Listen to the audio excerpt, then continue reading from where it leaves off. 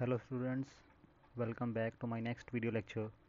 In this video lecture we are going to discuss colligative properties. These are those properties of ideal solution which depend upon the number of particles of solute dissolved in definite amount of solvent. Do not depend upon the nature of solute. Solute कैसा भी है ये matter नहीं करता. The only thing matter is how many number of particles of solute are present in the given amount of solvent.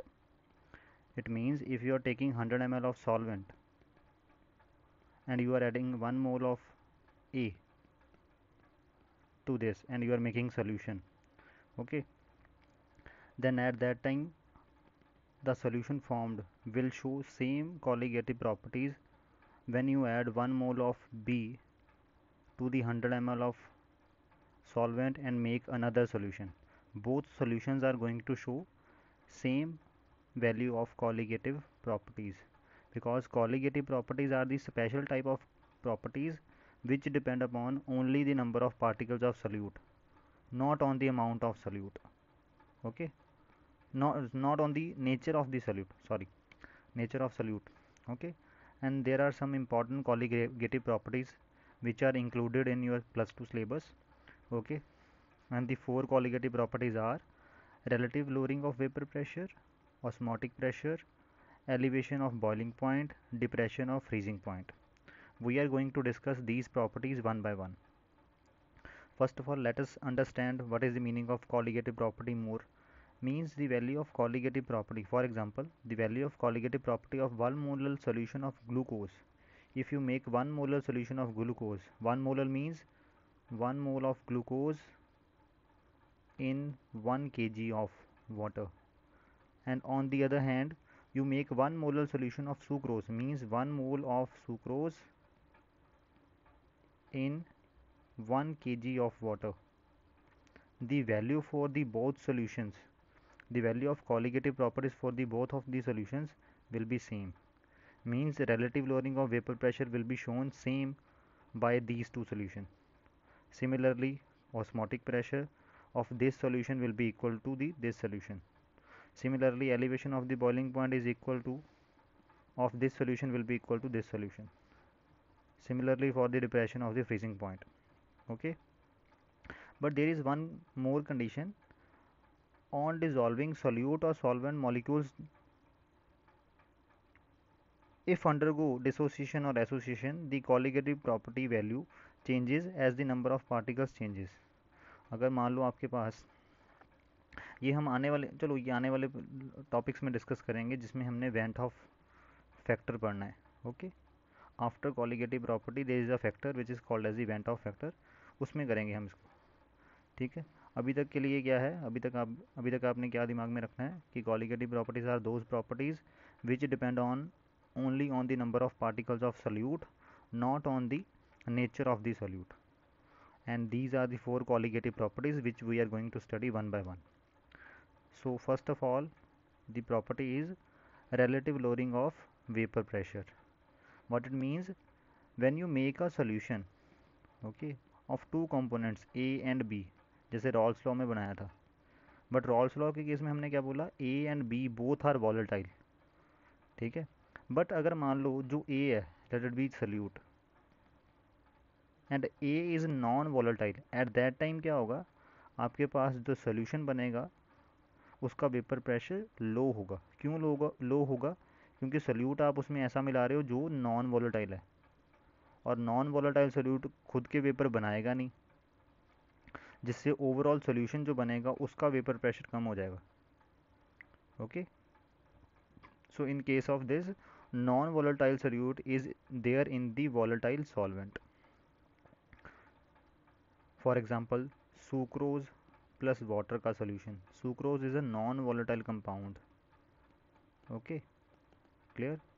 It means ये जो solution बनेगा sucrose और वाटर का, इसका जो वेपर प्रेशर होगा that will be lower as comparison to the vapour pressure of water alone. जब आप प्योर वाटर लोगे उस टाइम जो वेपर प्रेशर बनेगा above the water surface that will be more as comparison to the vapor pressure of the solution which solution?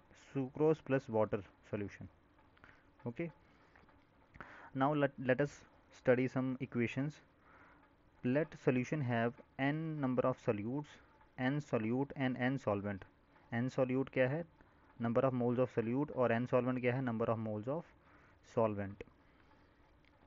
As we come to know that solute is a non-volatile, so they will not form vapors. तो वो vapour नहीं बनाएंगे. So pressure of solution जो होगा वो किसके equal होगा? pressure of solvent के, क्योंकि solvent के molecules के ही सिर्फ और सिर्फ वेपर बनेंगे, solute के तो वेपर बनेंगे नहीं. और what is the pressure of solvent? partial pressure of solvent कैसे आएगा? by applying Raoult's law. Raoult's law means mole fraction of pressure of solvent will be equal to mole fraction of solvent into pure pressure of solvent. Okay, and solution has only solvent which is forming vapor, because solute present in the solution are not forming the vapors. So pressure of solution will be equal to the pressure of solvent, and the pressure comes out to be this.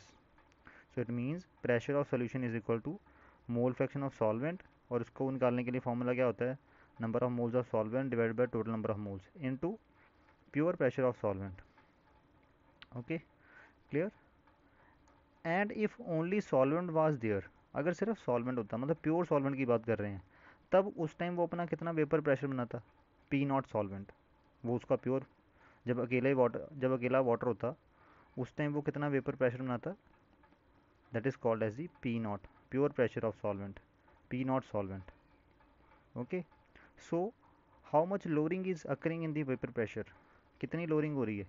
Pure solvent का कितना pressure होता? Vapour pressure minus solution का vapour pressure क्या आया? Okay, and this is equal to pure solution solvent का कितना vapour pressure है? P nought solvent. और प्रेशर ऑफ सोल्यूशन कितना है? प्रेशर ऑफ सोल्यूशन है mole fraction of solvent into pure pressure of solvent. This is it. तो यहाँ से पी नॉट सॉल्वेंट कॉमन आ गया दोनों में से, 1 minus mole fraction of solvent.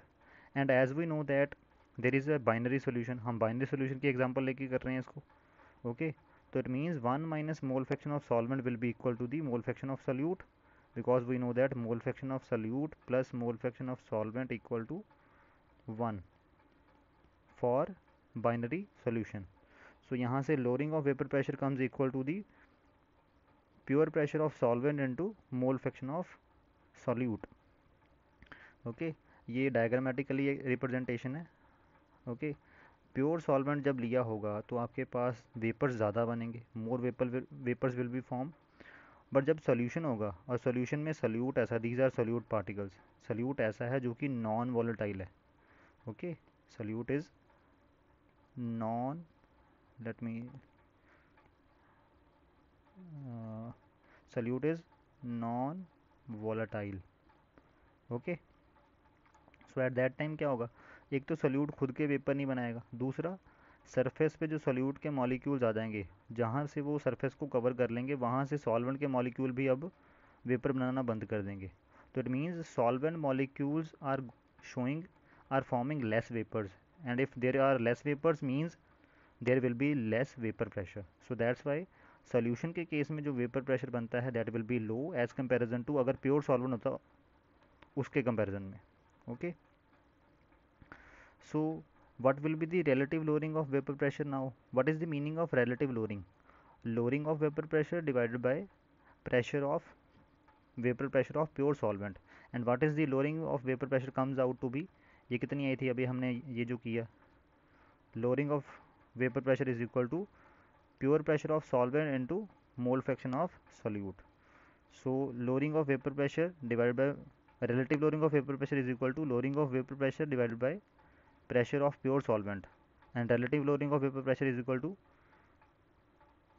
pure pressure of solvent into mole fraction of solute divided by pure pressure of solvent. ये दोनों कट जाएंगे. Ultimately means relative lowering of vapor pressure किसके equal होता है? mole fraction of solute के. and what is the meaning of mole fraction of solute? number of moles of solute divided by total number of moles. okay, total number of moles में क्या क्या आता है? number of moles of solute plus number of moles of solvent. okay, and relative lowering का मतलब क्या हुआ? what is the meaning of relative lowering?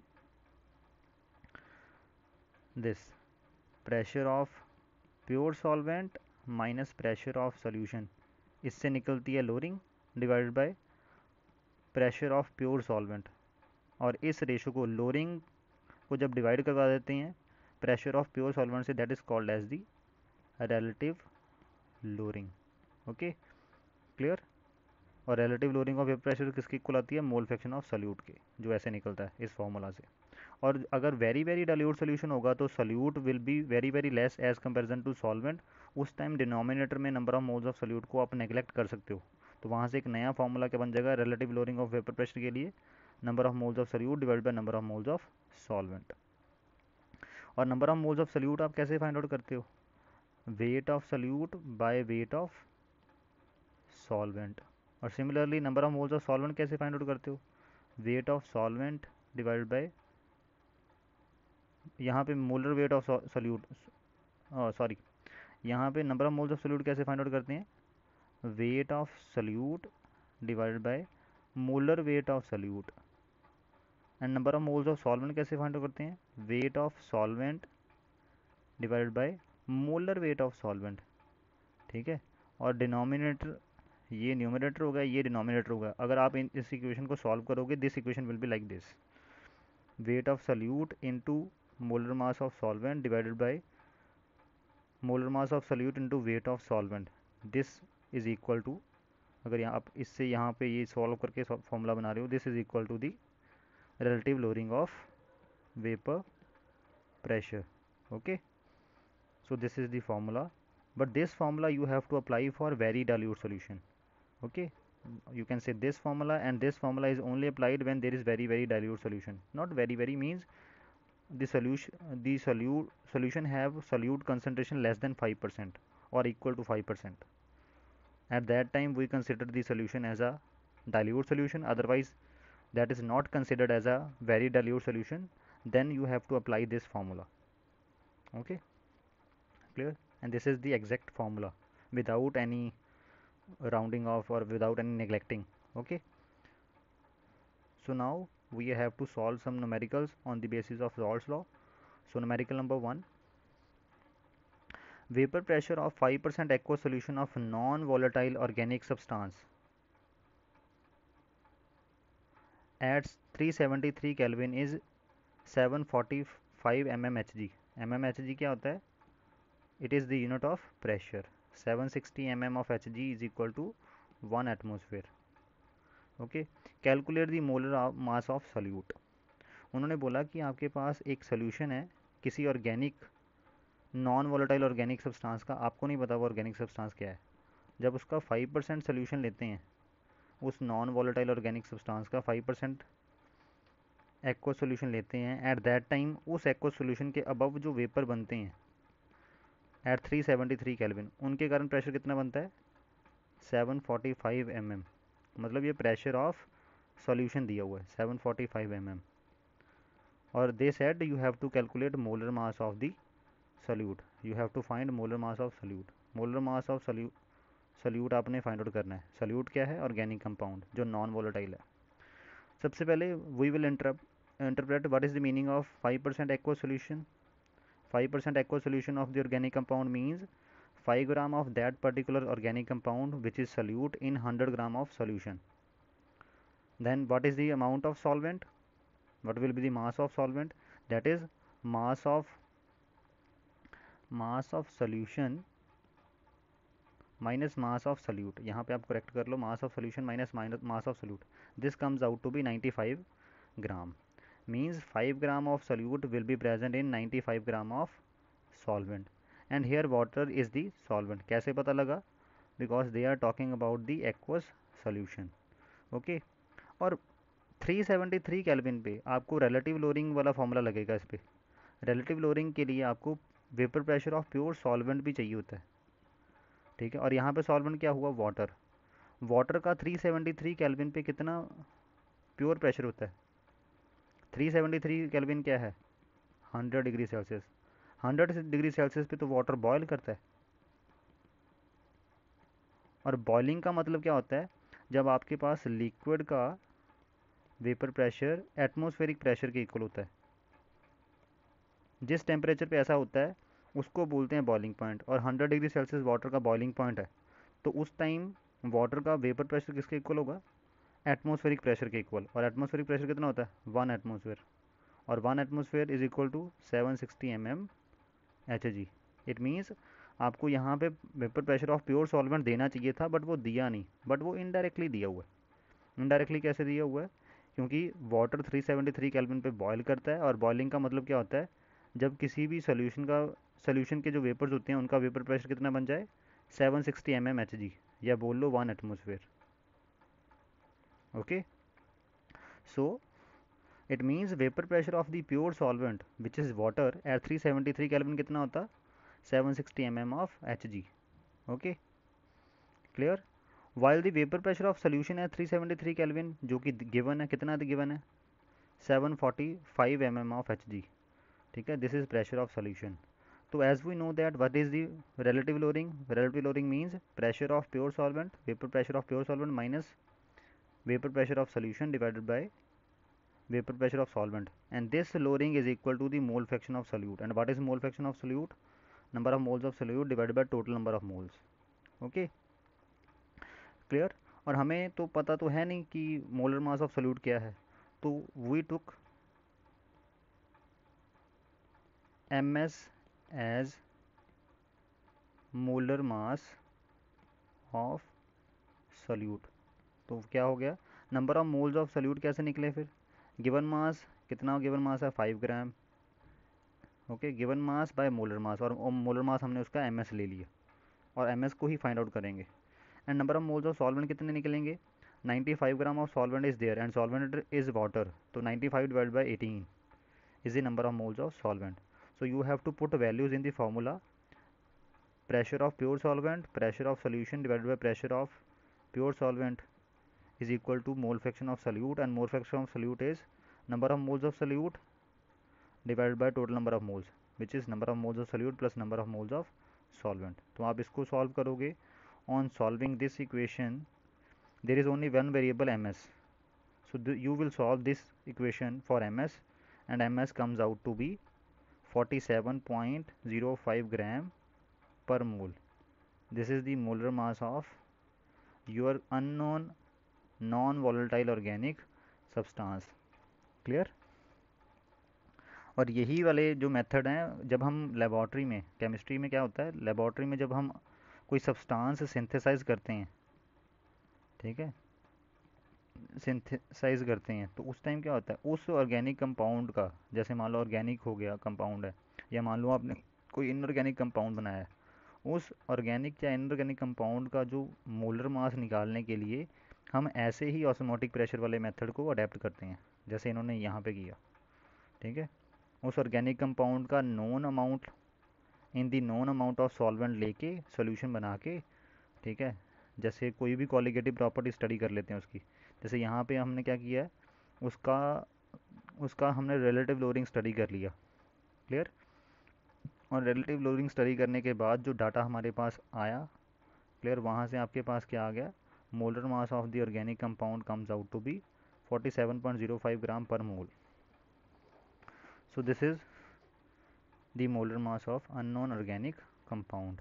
Now the second question based on this, second question is at 298 Kelvin the vapor pressure of water, 298 Kelvin पे vapor pressure of water कितना होता है 23.75 mm Hg। okay, mm of Hg। calculate the vapor pressure at the same temperature over 5% aqueous solution of urea, urea is non volatile compound। तो उन्होंने बोला कि अगर आपके पास 5% यूरिया का सोल्यूशन हो, उसके ऊपर कितना वेपर प्रेशर बनेगा, मतलब प्रेशर ऑफ सोल्यूशन कितना होगा, and urea is a non volatile organic compound.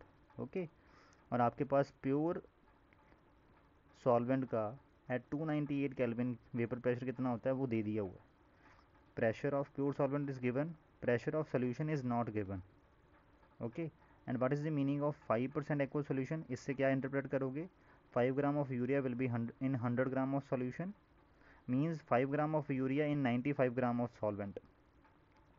तो यहाँ से number of moles of urea क्या आ जाएंगे, हम यही सिचुएशन लेट करके न्यूमेरिकल कर देंगे।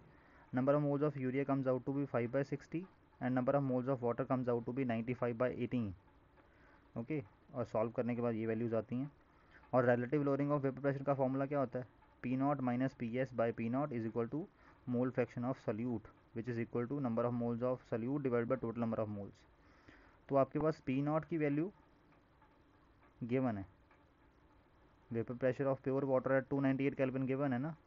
पी एस की वैल्यू आपने निकालनी है, और number of moles of urea और वाटर भी आप निकाल चुके हो फ्रॉम द गिवन सिचुएशन। तो यहाँ से आपके पास ये इक्वेशन बन गई नहीं, तो इस इक्वेशन को आपने पी एस के लिए सॉल्व कर लेना है and the P S comes out to be 23.38 mm। मतलब सोल्यूशन का जो वेपर प्रेशर है वो कितना है? 23.38 mm। और प्योर सॉल्वेंट का कितना था? 23.75 mm। कम हो गया ना, 23.75 से 23.38 हो गया। लोअरिंग होती है, यही तो हम कहते हैं कि when you add non volatile solute to a solvent lowering of vapor pressure is there। Okay, और लोअरिंग को हम जब लोअरिंग ऑफ वेपर प्रेशर को डिवाइड कर देते हैं प्योर प्रेशर ऑफ सॉल्वेंट से, प्योर प्रेशर ऑफ सॉल्वेंट, उसको क्या बोल देते हैं? Relative lowering. ठीक है, तो ऐसे ही अब रिलेटिव लोअरिंग का फॉर्मूला लगा के आपने P S pressure of solution क्या होगा वो निकाल लिया, क्योंकि गिवन डाटा जो है वो इस इक्वेशन में पुट करने के बाद ही सॉल्व होके पी एस निकल सकता है। Okay, so this is all about the relative lowering of vapor pressure and its numerical। Okay, बाकी आपको numerical ऐसे ही मिलते जुलते मिलेंगे। In our next video we will talk about osmotic pressure which is the second colligative property। means osmotic pressure also depend upon the number of moles of solute, not on their nature। okay, till then, thank you।